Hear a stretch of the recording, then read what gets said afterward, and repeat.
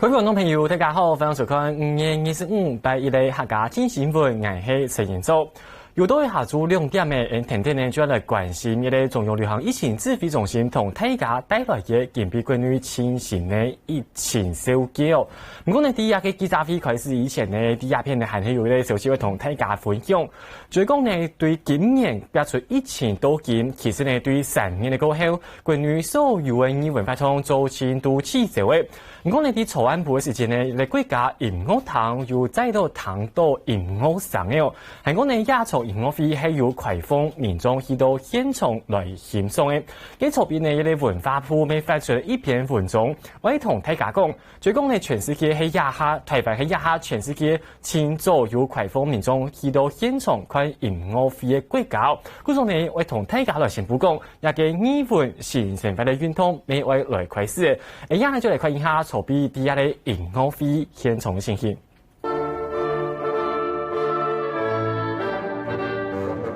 強快嘅共享勇氣，在網上貼啲小條小要求，為關鍵基金人工費來開幕。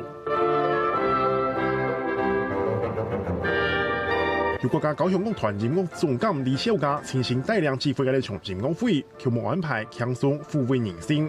透過4K 嘅放鬆之外，未係新冠疫情發生了後，頭一擺開放觀眾入場看表演，宣布台灣嘅藝文恢復欠缺第一步。也向全世界傳達一個訊息哈，就是說台灣已經這個在疫情相對穩定的情況之下呢，我們逐步的要恢復到正常的生活。從一為普同表演嘅時節，防疫未有做比抽接來，表演藝人之間保持適當嘅距離，未用隔板分開。測量體溫請靠前，體溫正常36.3度。觀眾部分係用攝影機，以長嘅時節來帶專業量體溫做手部消毒，為個安排係梅花草，未有保持下高距離。就算以長嘅規矩變多咧，唔過對待防疫民眾都係配合。因為其實我們就算開放，其實還是有一些防疫措施啦，像要戴口罩啊。我覺得應該的啊，對啊，只是就是他們票這樣能賣的比較少，就比較辛苦。我們國內如果沒有這些相關的疫情，那適度開放，然後戴口罩、量體溫、梅花座，應該是非常安全。因此，調一場開放觀眾嘅表演，係問觀眾拿票，下禮拜內時是進行賣票咯，未引起關注。所以我們希望可以售票，但是呢有防疫的意識，比如說間隔座，那麼觀察2個禮拜，2個禮拜之後呢，我們會跟 CDC 再來討論。對議會發通嘅全面開放，文化部還係當關心，呢下係先由國家級長官來期盼推動，後續來看期盼嘅情形同疫情嘅發展，會慢慢來檢討國家高人數規模同長官嘅議會發通開放。客家新聞黃玉璇、陳建州台北報道。喺左邊呢啲國家銀行堂舉辦呢一個銀行費呢，就係 NSO 國家高雄樂團而帶來嘅關鍵之音安用嘅銀行費。一啲銀行費呢，其實呢係因國內基金各位家長年來都見係頭一場來開放民眾去到現場欣賞嘅銀行費。故所呢一啲國家銀行堂呢係第23個月早晨10點開放民眾免費去網路上登記，用實名制來取票。開放差唔多短短嘅40分鐘，500張票就本民眾來搶搶嘅。佢哋現場呢就有一道玉米孝堂銀行嘅民眾呢就表示講，等呢一場銀行費是在等呢當久。而家呢啲新聞影片都可能就你看到嘅包含所有一個高雄樂團嘅團員，加上呢啲表演嘅時節，所有人呢都係各定嘅啲表演，有一啲透明嘅表演來各塊來。係講呢啲現場民眾我去看銀行費嘅時節，其實呢咩還係有動到嘅防疫措施哦。最講呢，大家呢要用實名制去登記票嘅，大家呢財位嘅就用廿票就提供唔係乜嘢。然後呢所有嘅觀眾去到現場看銀行費嘅時節，未話全場帶電最呢，第一批現場時節呢，未話用體溫啊，還有要用酒精來消毒。假使呢一個體溫超過37.5度，就不准入去現場。然後呢，大家呢還係要用梅花草，將左邊呢係用規劃抗議。喺期到现场呢外块银行费，不过呢从一啲做爸爸系个有一啲妈妈同生意呢，有啲呢所有人都係搬開來做，限係話用梅花草案呢，就係話配合政府嘅防疫措施。然後呢，韓國有大家呢，從喺白啲咧，韓國有從日從時節，你話來保持社交安全距離。然後呢，前主要就啲人數也部分有限制嘅。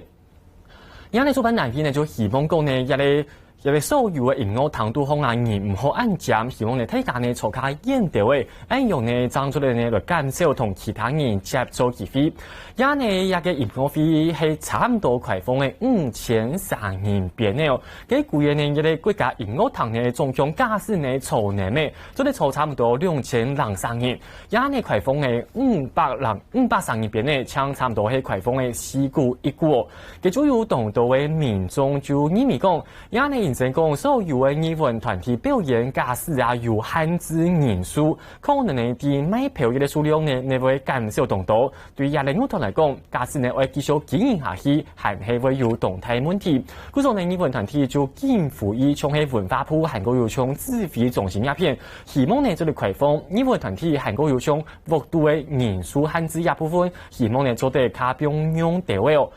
針對一部分呢，其實就比一個文化部長李雲德就同大家講嘅，也從銀行費呢，其實呢係一個次盤從。故所呢，機會針對籌備嘅情形呢，這個繼續來檢討，看一條防疫措施，大家做到冇？嘅人數還有辦法，這個繼續來增加冇？假使呢，一個所有嘅防疫措施對大家來講係冇乜影響嘅，就做得呢悄悄嘅來考慮，認真關於疫情卡寬呢，就做得呢來檢討相關嘅針對藝文發通嘅開放措施，為開放到買嘅長途，可能呢第二幾個禮拜就會同自費中心來討論，也係有關藝文發通開放嘅情形，可能有更多民眾都懂其他，希望你揸來呢台灣呢包含嘅其他種嘅產業嘛，韓國有種其他更多嘅行業，都做得呢溜溜少少進來開放，希望大家呢盡快做得繼續來恢復正常。而家呢佢嘅中央旅行疫情自費中心嘅記者會停電就要來開始嘅，而家呢就來看現場情形。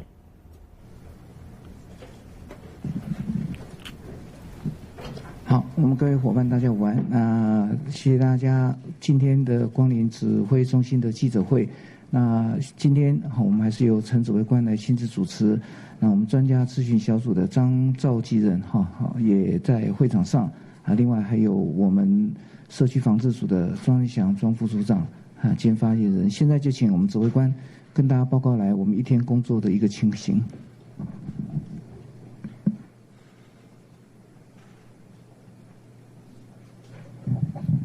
好，各位记者女士先生，大家好，大家午安哈。那我们今天仍然没有新增的案例哈，那累计415人解除隔离哈，换句话现在还有等于是有18个人还在住院治疗中，我们也希望他能够早日康复。那另外就是我们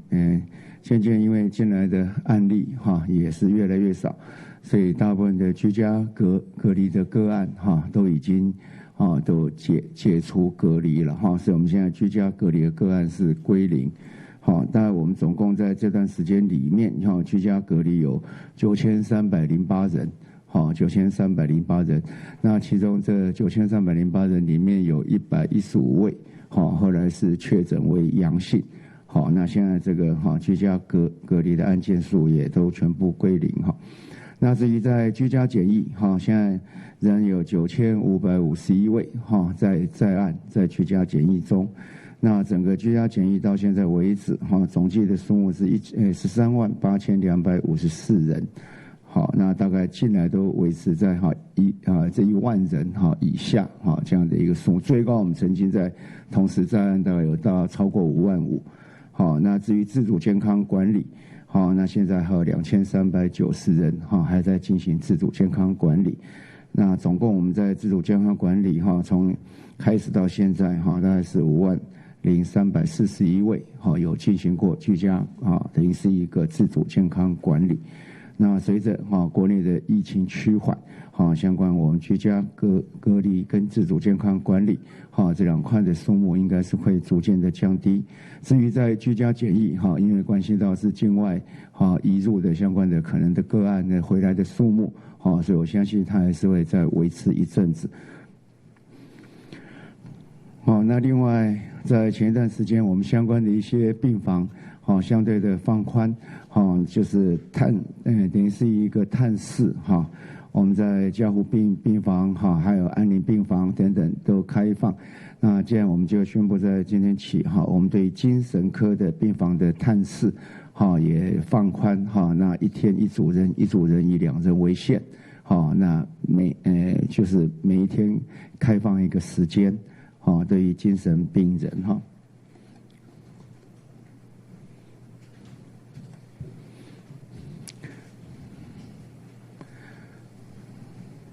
好，另外再进来相关好像我们有收到在那个障碍者的陈情关于就是说在我们的隔离的地方或者整体在防疫上面对于障碍者相关的一个责无障碍或是一些协助好像有不足的地方那我们有对这相关有一些处理他们大概有提到几样重要的事情，但是在隔离中的一些生活不方便那当然在这里面我们也希望就是说他还是有那个生活不能自理我们在防疫的里面在隔离中，所以他相关生活如果不能自理的话，他还是有陪伴者所以到相关的陪伴者也会列到我们将来的一个等于是一个补助的一个对象。那第二个相关在医院里面在我们在病房尤其在负压隔离病房那无障碍的设施不足那这个我们也给每一个病房一个病房如果去改善这样的一个这无障碍的空间我们就给他在每一个病房10万块。那不过在时间上可能要稍微思考一下整体的一个轮替的顺序，因为整体在做这样的一个整修的时候，那可能会对于这个负压会产生一些影响所以可能要视情况逐步来做改善。那至于在讲到相关的医院里面的辅具不足那这我们可以马上来做相关的一些改善。那还有就是说因为有特殊的情况，所以进到负压或是我们相关的隔离病房这样的一个照顾不足那我们也会请医院最好是到原来在就诊的医院里面来做这样的一个隔离或是这样的一个诊疗，那也配合让他相关的本来的医疗团队或相关的专业的医疗团队能够进来会诊那补原来这样直接在负压或在我们的隔离病房里面的照顾的不足这些我们都会来进行。那在屏东的时候也有接到在屏东有关于恒春旅游医院，大家也都非常的关心。事实上这计划也核定了相当一段时间，那由于整体在偏远的地区可能是在建造的经费上面都会有不足，所以我们已经发包了几次，大概最近一次在5月底应该还要再进行一次的发包那我们大概有大概前已经历经4次的招标作业都没有办法决标。那在5月7号我们又再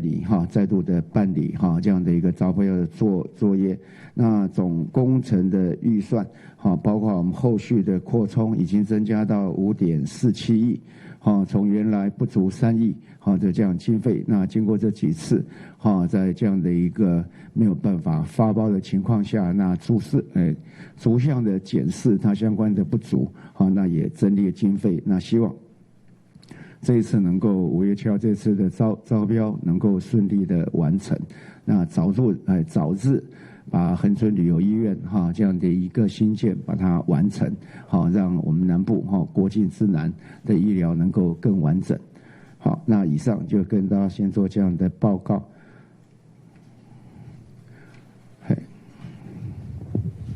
中师提问，部长好，想请问一下，卫福部再次提出国家防疫基金，那中研院的院士赖明昭也说，这个应该是一个国防预算的概念，那想请部长帮我们说明一下这个部分，然后就是国家就是这个国家防疫基金是不是因为它里面还有包含哪一些项目的费用是必须的？譬如说，是不是像那个病患他们的治疗费用也从里面出？那因为国外的报道也是说，瑞德西韦它就是一个光是瑞德西韦它的疗程就费用就非常高昂。那这些部分是不是都在这个预算项目里面？没有，大概分作2部分嘛哈。一个根据这次的疫情里面，那相关的治疗的费用，那本来就包含在我们的计划之内。那至于未来这个防疫基金，我倒有特别提吗？来。这未来的防疫基金的部分的话，我们是希望提出这一个构想哈。那在这之前，我们也曾经这样子争取过但是呢，在基金的来源的筹措这方面，这部分还没有克服。那我们会提出来，是说我们会在这方面继续努力。那这里面基金最主要是在用于紧急防治的时候，那紧急防治的时候，有时候事情一发生的很快，等到这经费筹措来的时候，防治方面就会比较不足。另外一个就是说，我们对于一些比较前进式的一些先导式的这些的一些的研究。或这些的需要先准备的这些工作，这也是需要有一些的基金来做因应的。我想我们主要是2个方面，一个是紧急应变，那一个就是为了防止我们后面发生这些的比较大的这些流行所做的预备的准备工作。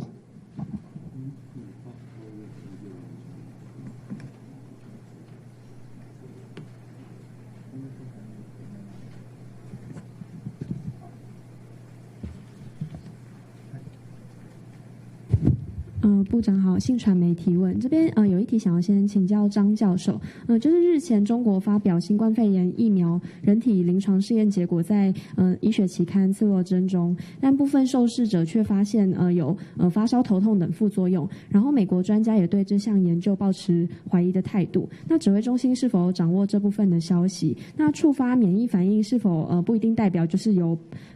效保护人体？那对于台湾研发疫苗，这边有哪些部分是可以参考的？以上，谢谢。好，我们施打疫苗的时候，或者在疫苗的研发过程当中，当然安全性是非常非常重要的考量，因为我们原则上疫苗都是打在健康的受试者，不管他本来是完全健康，或者是有一点原来的一些疾病。不过基本上我们在疫苗的研发或施打当中，安全性是第一优先考量。那第二当然还是非常重要，还是要有效嘛。好，那我们过去大部分的疫苗施打，或者是所谓的疫苗的临床试验当中，会引起局部的疼痛、红肿，这次也是蛮常见的哈。那第二个就是全身性的一个副作用，常常就是有可能是会有发烧的一些现象。那这个当然是要一方面是看它的严重程度，二方面是看它的持续的时间。如果是不太厉害、短暂就过去了，对于大部分的疫苗来说，这样的一个副作用是可以被接受的了哈。那至于说这个免疫反应的部分，当然一个就是我们通常检测就是抗体的产生嘛哈。那抗体的产生有不同的检测方法，一个就是一般的所谓结合抗体跟抗原的结合的状况，跟病毒结合的状况。那另外一个就是所谓综合抗体。那综合抗体才是真正有效防范的部分了，所以我们真的要看的是综合抗体的产生的百分比跟例价，这是更重要的。那所以对于这个一期的临床试验其实最重要还是安全性的一个考量，然后呢，至于这个免疫反应当然是顺带看的哈。那后面还是要等到2期、3期的临床试验才能有真正下一个结论。对于我们自己的疫苗研发来说，当然这也是一个参考。那我们还是会秉持刚才跟大家所说明的这样的一个原则去看我们的疫苗的整个研发或开发的过程。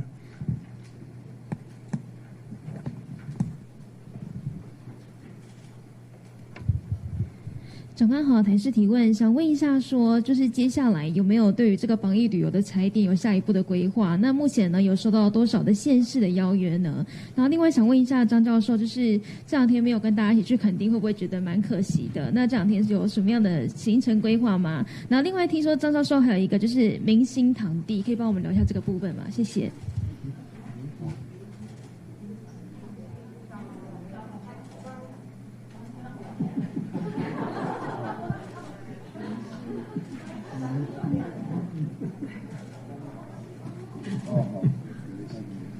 前面部长先讲那个县市，像我两个上课他的场地。哦，好，这两天本来当然也会跟整个团队一起下去，那不过因为也跟大家说明过，其实我的本职是在台大医学院，在台湾大学。那为了防疫的事情，其实我耽误了不少我本来本职的一些工作的状况，所以后来发现我实在有点对学校有点说不过去，所以我还是跟部长请假说，然后还是留在台北做我原来的工作了。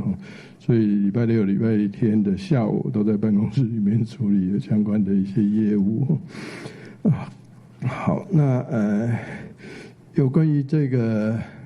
媒体或者是网络上的报道说，我们歌手张洪量他自己说是我的堂弟嘛，我其实不是很清楚，然后因为他也说好像我们其实也没什么见过面哈，所以是祖父辈的时候是有关系，那到我们这一辈大概因为就没有太多的接触，所以其实我也看这媒体我才知道。其实我们张召集人也真的是应我们 CDC 之邀来力挺我们整体的防疫的工作，那也担任我们专家的召集人，那帮我们做了很多很多的事情。不过他还是有本职在的了所以他这两天特别辛苦那我们也非常谢谢他。那因为我们这个团队也不能少了你了这是很重要的。然后另外就关于就是说相关的一些安排那台南市在黄市长是有在邀约，不过我们还没有确定的计划。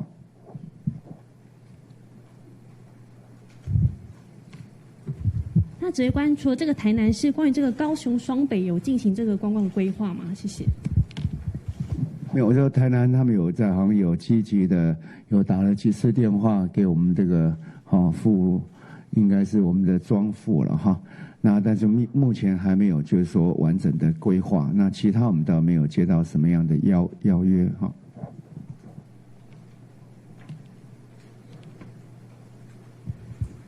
指挥官好，八大电视2个问题提问。第一个，关于开放口罩外销的部分，目前是不是最快这一周就可以决定？那如果开放口罩外销的话，国内是不是也可以恢复在通路，民众可以像以前一样自己买口罩，不用再用配额制？那另外关于生活解禁的部分，是不是有说各个行业可以依照风险不同，用距离、口罩、隔板3个择1就好？那有没有其他特别的限制？谢谢。大致上，我想那个口罩在开放的方面，我想这一周大概就会决定那可能在从6月1号起会来实施。不过这是一个预定的行程，那方向上还是一样，我们就是定额的征收。我们确定在我们的库存量跟占备量，还有一般我们在民生使用跟公务使用这样的量，我们只要不见得要征到足，因为我们有库存的量可以做一个大水库的一个调配，那剩下的量就可以由相关的厂商来做比较那个自由的买卖。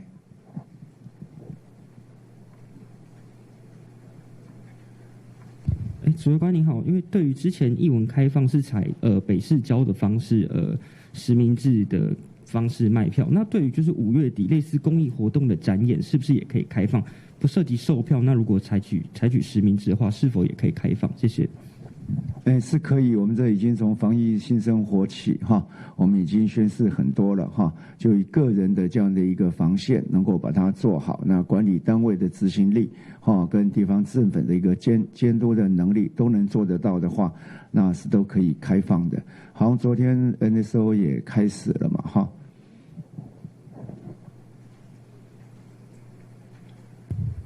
你好，联合报提问，想请问一下，就是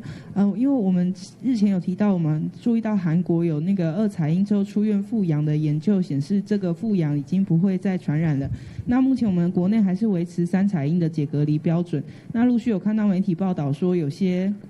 隔离的个案，他们隔离的时间很长，而出现了一些身心的状况，然后或者是出院后还有创伤压力症候群这样子的情形。那根据韩国的研究，如果2采阴出院复阳都不需要再隔离，那我们是不是也有可能会去重新讨论我们3采阴的解除隔离的标准？谢谢。好，那个礼拜5的时候有跟大家做报告，我们也看到了韩国的这样的他们的疾病管制中心所发布的这样的讯息嘛，那再加上我们自己有4位3采阴出院以后回到家里，后来又再次采检又复阳的状况，我们也都追踪了这些他的所谓的密切接触者，那也知道都没有传染的一些情形发生。那再加上这4位里面有3位其实也很快就都马上又3采阴哦，就到了医院，又很快又回家里去了。所以我们当初专家小组当然确实有初步的建议，就是认为3采阴回家以后基本上应该是安全的。那至于3采阴要不要缩短，可能跟其他国家一样2采阴就出院。那当时的讨论是说，我们先做第一步的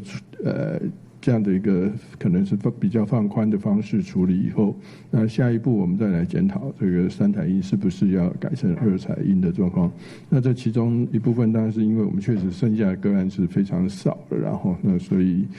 当时的想法是说，其实影响不是很大哈。至于说隔离，确实是会对我们的被隔离者是造成身心上的一些压力或者身心上的一些困扰。那这个我到各医院去看，他们基本上都是会有请这个社工或是身心相关的心理治疗师等等的，那也都会进驻到这些负压病房里面去，会跟这些被隔离的病患做相关的支持跟一些沟通，那希望能减少这样的一些状况。好，谢谢张教授。我们现在大概还有18位嘛，哈，在医院18位。那最长的我看好像是3月16号，住院的。好，那我想我们会定期跟不定期的做好心理辅导，让他们在生理跟心理都得到照顾。不好意思，再补问一题，就有关那个，因为前阵子很多学校因为疫情的考量，所以取消了毕业典礼跟毕业旅行。那现在国内疫情趋缓，桃园市市长郑文灿也呼吁说，趁那个快要学期结束前，可以去恢复所谓的毕业旅行。然后想请问指挥中心部长这边的看法，谢谢。我那时候就讲过嘛，那时候连要丢水球我都觉得可以做。那毕业旅行那适当在符合我们这个防疫旅游这样的一个前提里面，我认为是应该是可以所以在教育部在做相当的规划，我们都予以支持。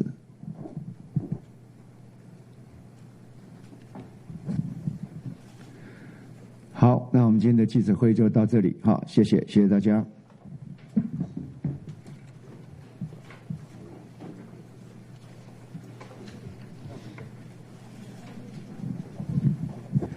还有一个事情忘了也跟大家再讲一下，就是说在这里面我们在纾困在纾困方面，我们今天下午大概3点半我们再会做第5次的拨款，我们大概会再拨6亿到到地方的县市政府。那新北市我们会拨2亿4500万，那桃园市我们会拨3000万，台中市我们会拨1亿，那台南市我们会拨6.2万，那高雄市会拨1亿5300万，那么新竹市1000万，总共会拨6亿下去。那当然这每一个县市政府在发放的速度不一，所以现在也不会在齐头式这样发。那除了这一批发下去之后，那这各县市政府在执行上的速度又比较快，那有需要那及时来跟我们通报，那我们就会按实际执行的情况予以拨补。那跟大家在做这件事的补充报告。谢谢。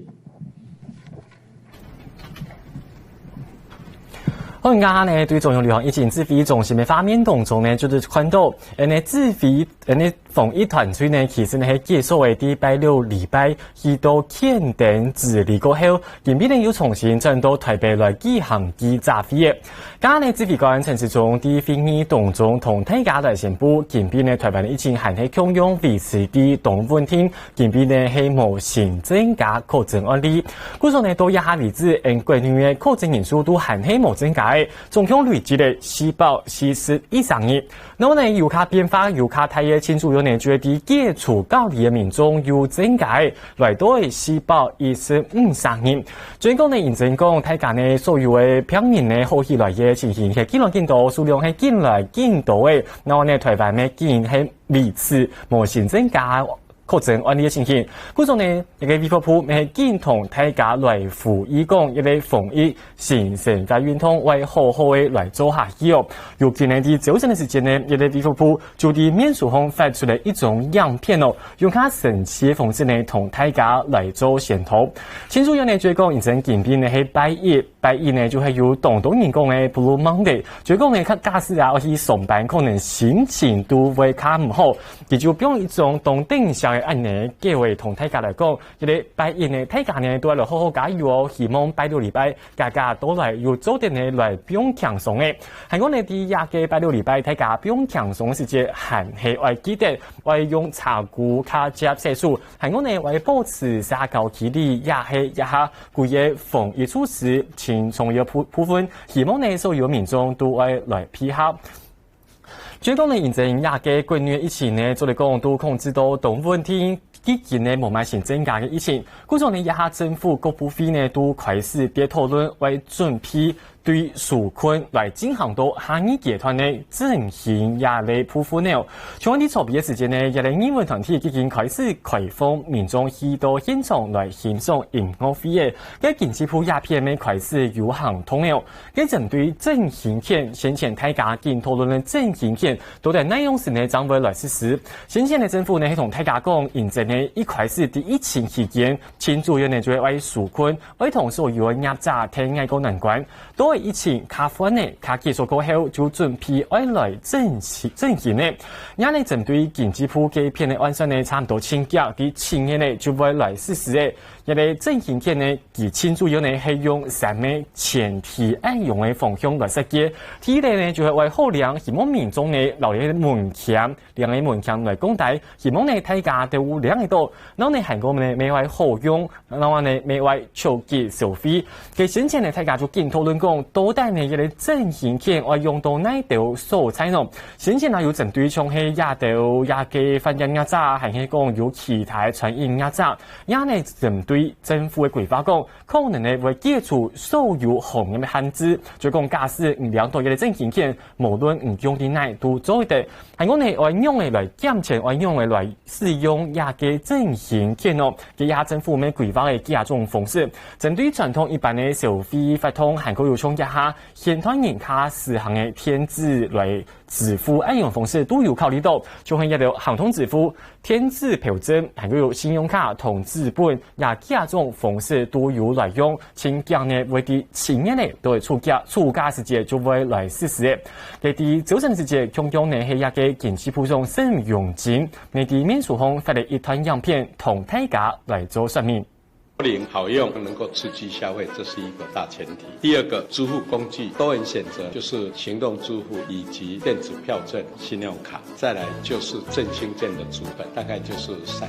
时间点的话，大概6月会来跟大家宣布。上路的时候，大概是7月暑假的时候来配合推动。去年台商回流都是以大企业带动整个产业链的移动，所以今年动起来都是中小企业。52年前那个礼拜，3大投资案已经达到1兆73亿，490家的企业带动83000个就业机会，后续还有50个投资案。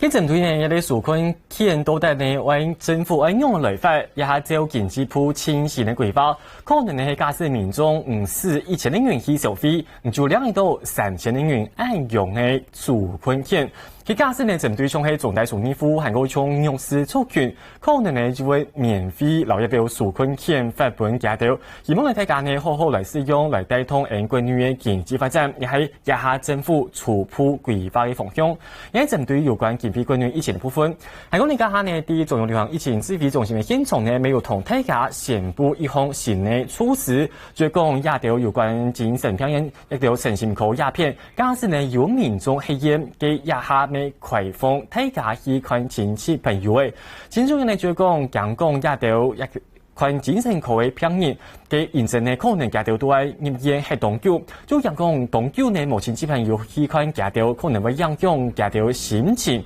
嗰種呢一下呢咪要開放民眾去到嘅有係嘢呢精神嘅相關嘅患者去看亞條，韓國呢另外配合相關嘅政府防疫措施，最講100多呢就係13年韓國呢。大專美韓國兩體分相關嘅防護措施都係來做到，亦係建議指揮中心公布嘅清醒消息。佢看睇嚟有關關於清醒嘅疫情過後，一下呢外界過來看到係國際方面嘅消息。下一步呢，其實呢大家呢都有檢討論講，一個國家呢有增加嘅幾多哩，一個國家有增加嘅幾多哩。如果呢建議我嚟看到呢係啲國際方係防疫做到較好嘅幾個國家。第二圖可能就看到呢包含呢有4個國家，就包含呢台灣、韓國呢從德國、冰島、紐西蘭亞幾個國家，都係呢世界上大家經成熟嘅幾個國家。從台灣呢到一下確診人數還係維持喺440以上人，同世界上有同多國家同一度就係240人，還有從美國已經來到103人來比，整件呢係數漲睇毛。喺台灣防疫清成功部分，大家呢就講到嘅部分，其實呢應該講呢嘅防疫措施係當強硬嘅。啲忙出現頭一例確診案例以前呢，台灣啲1月20幾日就來設立一個中央流行疫情指揮中心，來針對一個防疫來進行相關嘅指揮同討論。韓國尤其喺一開始嘅時間呢，沒有控制最嘅產量，就冇造成國內嘅民眾會認真搶定或去買最美，就造成大家動盪。啲防疫物資一部分控制到當好，韓國有下來，當然都有開記者會來歡聽民心。按用嘅相關措施，其實呢大家都係見成實嘅。故此呢，台灣呢就係講係世界上防疫嘅模範生。那我哋聽嘅國家就係啲德國鴉片呢。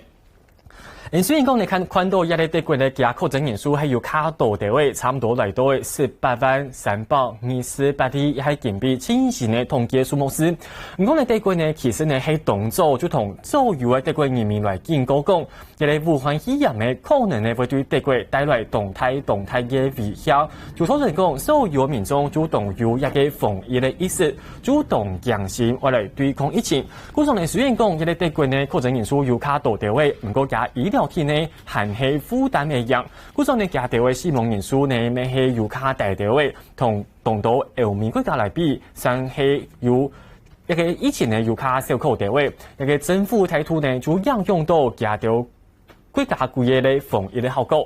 嗱，第三名我同大家來紹介就係啲冰島鴉片呢。其實呢，冰島呢假人口唔係講當多，唔過呢冰島啲動作時間呢就開始來實施一類防疫措施嘅。冰島呢一下呢確診人數總共嚟到1804人多，啲冰島總理啲動作差唔多啲1年大時間，啲中國標準疫情過後，假條就動講冰島咪咪強調發生疫情，所以呢假條就禁止23人卡架协会就要求讲所有大家超过23年就总得来举行的，各种呢面有效的来动一个疫情第3期杜洪车快来。当然提醒我同大家来小结，就係啲100疫情討論當中，大家呢咪見更多嘅紐西蘭。因此你看到呢紐西蘭安泰所採一下呢嘅確診人數，將來到1543人，咪係非常非常嘅少。嘅紐西蘭呢加掉呢咪係佢嘅防疫嘅腳步呢係行到東腳，行到東頭前咯。啲加掉呢，佢因為將出現呢6例死亡嘅案例過後，嘅紐西蘭嘅總理就要求講，我哋針對紐西蘭全國我來進行封城措施，希望呢會減少疫情傳播嘅一個機會哦。佢哋差唔多呢係啲3月19就落甲嘅進行管制，就不准其他國家民眾來入境。韓國呢都係3月23建議意思，就針對全國所有嘅民眾呢來提出講。假使呢唔係或者本線上看，係要求相關嘅商業法通做前都停下來，故此呢咪老家到嘅疫情呢有效嘅控制下來。係講呢100呢有當多嘅國家都有發現講，一下呢世界上防疫無反正嘅國家2頭人呢都係5星咯。而且你看到呢，台灣嘅總統係蔡英文，韓國有德國總理梅建議，冰島總理卡鐵利，韓國有紐西蘭總理阿爾登，加條呢都係5星。就用人員嚟講，其實呢一啲5星2頭人呢會卡淡啱，尤其係加條要卡優先地位，會考慮到當多對當多面向來考慮佢嘅防疫措施。故上呢啲100防疫動作未有較好表現，佢一下呢有關嘅紐西蘭機票嘅情形係樣樣咯，而家呢就來搶到一類係啲紐西蘭也嘅奧克蘭嘅客家僑胞做2054，同大家呢來講下啲紐西蘭機票也係實際嘅情形。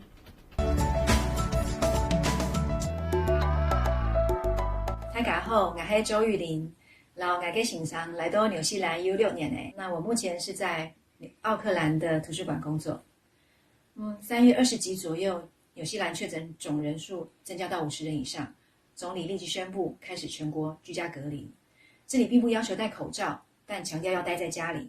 不過我們仍然可以在住家附近運動，外出時每個人也會保持2公尺的社交距離。至於購物，一個家庭只能有1個人開車到超市去買菜，超市也都有距離和人數的規定。隔離期間，教育局很快在短時間內就設立了一個新的電視教育頻道，讓學童可以在家學習。另外，因為紐西蘭小學沒有教科書，學校老師就透過 Google Classroom 公告每一周的學習內容和活動，跟學生進行視訊遠距的教學和討論。另外在經濟紓困上，政府除了提供各項補助之外，也立即投入了人力，在老人和弱勢團體的關照和免費食物的配送上。這段時間我特別感受到的是市政府對職員身心健康的重視和人性化的工作分配。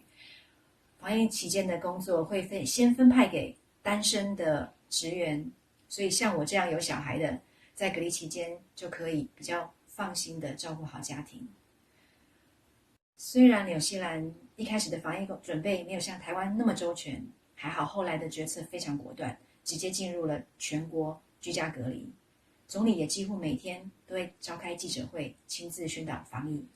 經過7個禮拜，確診人數已經降到個位數，也有幾天的零確診，所以已經在5月14日解除了居家隔離。目前疫情算是控制住了，紐西蘭人的生活和工作也逐漸恢復正常。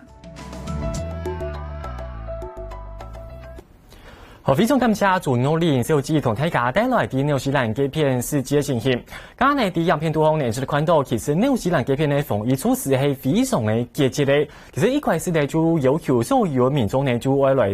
配合一啲封城嘅措施。那麼政府呢其實呢考慮啲面向咩動作，最講呢家條就因為講假使封城過後對成年人嘅教育係做唔到造成影響嘅，故此呢家條政府就動腳設立一啲教育嘅電視頻道，啲單個呢來教課，希望呢唔好誤導一條成年人嘅學習。然後呢韓國要從纽西兰的总理每当日来开记者会，同呢亚中部长陈时中相拥，都当日有开记者会，希望呢来稳定人心，本大家呢来了解到清醒的疫情资讯。其实呢，也个不欢喜嘛，一开始大家都对其无买了解，故说呢也咧为用的来讲，其实呢大家国家的做法没无强强。不过呢，也下认真讲，也故意不欢喜嘛，算是全世界太流行，为用的有效的来主导疫情，其实呢是为全世界所有国家强下呢来合作来讨论，怎样办法呢来好好来主动的疫情检测更厉害。好嘅，以上呢就一百客家新新闻同大家整理有关疫情的新消息。相同朋友都会提供早晨9点半，各继续听听客家新新闻来关心疫情的相关发展。客家新新闻，客家 Live， 本唔清醒的疫情资讯。我係陳業洲，我係許禮定。當日早晨對報紙條版來關心國內外有哪條重要消息。下晝2點開記者會，隨時同樣路況來關心疫情的新型發展。請收聽客家電視 YouTube、網站、Facebook、Apple Telegram，隨時掌握客家新新聞。